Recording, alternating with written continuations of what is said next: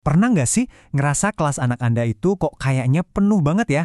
Atau justru sebaliknya, sekolah di dekat rumah malah sepi, kekurangan murid. Nah, keresahan kita semua ini kayaknya didengar sama pemerintah karena mereka baru aja keluarin aturan baru. Yuk kita bedah bareng-bareng, apa sih artinya aturan ini buat kita semua?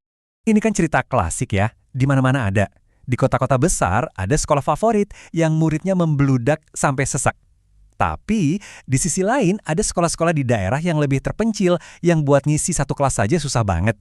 Nah, gap atau kesenjangan inilah yang mau coba diatasi sama aturan baru ini. Oke, jadi gimana nih cara pemerintah menyeimbangkannya? Tenang, kita bakal bedah satu persatu. Kita akan lihat soal jumlah siswa ideal per kelas, terus gimana ceritanya sekolah bisa dapat izin khusus. Anggap aja, ini contekan cepat buat kita semua, biar paham aturan main yang baru. Penting banget buat kita ingat di awal ya, ini bukan sekedar aturan angka-angka atau birokrasi yang ribet, sama sekali bukan. Inti dari semua ini adalah memastikan setiap anak di Indonesia, mau dia di kota besar atau di desa terpencil, punya kesempatan yang sama buat belajar di lingkungan yang nyaman. Jadi ini soal pemerataan kualitas. Nah, biar gampang, aturan ini punya dua jalur utama buat sekolah. Ada yang namanya kondisi normal, dan ada juga kondisi pengecualian. Apa sih bedanya? Yuk kita lihat.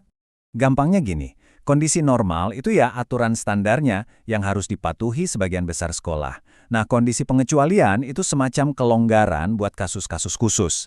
Tapi jangan salah ya, kelonggaran ini bukan berarti bebas, syaratnya ketat banget. Kita mulai dari yang normal dulu ya. Ini tuh kondisi idealnya, kondisi impian lah. Kelasnya nggak sumpek, jadi guru bisa fokus ke tiap anak, nggak kewalahan. Fasilitasnya juga oke. Ya, inilah standar emas yang mau dicapai buat semua sekolah. Nah, sekarang kita masuk ke kondisi pengecualian. Disinilah bagian menariknya. Penting buat dicatat, ini bukan jalan tikus atau celah buat sekolah seenaknya nambah murid ya. Sama sekali bukan. Ini tuh solusi yang dibuat khusus untuk situasi-situasi unik, dan buat dapetin status ini, prosesnya benar-benar diawasi ketat. Oke, cukup teorinya. Sekarang kita ngomongin angka. Jadi, sebetulnya berapa sih batas maksimal siswa dalam satu kelas? Yuk, kita lihat datanya. Nah, kelihatan jelas kan di sini ya, setiap jenjang, mulai dari SD sampai SMA, bahkan PAUD dan SLB, punya batas maksimalnya sendiri. Kenapa ini penting banget? Ya karena jumlah murid itu langsung ngaruh ke kualitas belajar. Tujuannya jelas, biar guru nggak kewalahan dan setiap anak bisa dapat perhatian yang cukup. Tapi, eits, tunggu dulu. Ini bukan cuma soal ngitungin jumlah kepala murid aja loh. Aturannya juga bilang sekolahnya harus siap. Maksudnya? Ya, ruang kelasnya harus cukup dan layak. Gak ada lagi tuh cerita belajar di perpustakaan karena kelas penuh. Gurunya juga harus cukup, dan yang pasti, anggarannya juga harus ada. Jadi semuanya harus seimbang. Terus kapan dong sekolah boleh melanggar batas angka tadi? Nah, biar kebayang, kita coba lihat satu contoh kasus ya. Ini contoh nyata gimana sistem pengecualian itu bisa jalan. Coba kita bayangin, ada satu desa terpencil yang SD-nya cuma satu-satunya. Nah, tahun ajaran baru ini, ada 31 anak yang udah siap banget mau masuk kelas 1. Tapi, sekolahnya punya masalah. Masalahnya, aturannya bilang kelas 1 SD itu maksimal 28 siswa. Padahal sekolah ini nggak punya ruang atau guru buat buka kelas kedua. Terus gimana dong? Masa ya 3 anak disuruh nggak sekolah? Ya nggak mungkin kan? Nah, di situasi kayak gini, pengecualian itu berlaku. Pemerintah bakal kasih izin sekolah itu buat buka satu kelas aja. Isinya 31 siswa. Ini contoh yang pas banget buat nunjukin kalau aturan ini fleksibel demi satu tujuan. Jangan sampai ada anak yang nggak bisa sekolah cuma karena aturan. Tapi, jangan mikir semua permintaan bakal gampang dikabulkan ya. Ada contoh sebaliknya nih. Ada satu SMA favorit banget di kota, mereka minta izin nambah murid per kelas. Jawabannya? Ditolak. Kenapa? Soalnya, di sekitar sekolah itu masih banyak sekolah lain yang kursinya kosong. Jadi, ini bukan masalah akses, tapi masalah popularitas. Dan, popularitas bukan alasan buat dapat pengecualian. Oke, tadi kita udah bahas jumlah siswa per kelas. Sekarang kita geser sedikit, ada juga aturan soal jumlah total kelas yang boleh ada di satu sekolah. Istilah kerennya itu rombel, atau rombongan belajar. Aturan ini juga ngasih batas maksimal. Tujuannya apa? Simple, biar sekolahnya nggak jadi raksasa yang susah diatur.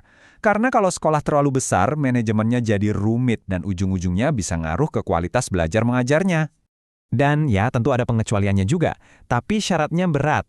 Sekolah yang mau nambah rombel atau kelas itu harus bisa buktiin kalau mereka benar-benar siap. Ruang kelasnya harus ada dan standar, gurunya cukup buat semua mata pelajaran, anggarannya juga sehat, intinya nggak ada lagi deh kelas darurat di perpus atau lab. Terus, gimana sih cara sekolah bisa dapat stempel pengecualian ini? Apa tinggal minta aja terus disetujui? Oh, tentu tidak semudah itu. Prosesnya itu ada 3 langkah. Mulai dari Dinas Pendidikan daerah yang ngusulin, terus diverifikasi sama unitnya kementerian, pakai data nasional, baru deh keputusannya keluar. Tujuannya apa? Biar semua keputusan itu berdasarkan data yang valid, bukan karena katanya atau karena ada tekanan. Jadi benar-benar objektif. Oke, setelah kita bahas semua detail tadi, mungkin ada yang nanya. Jadi intinya apa sih? Kenapa pemerintah repot-repot bikin aturan kayak gini?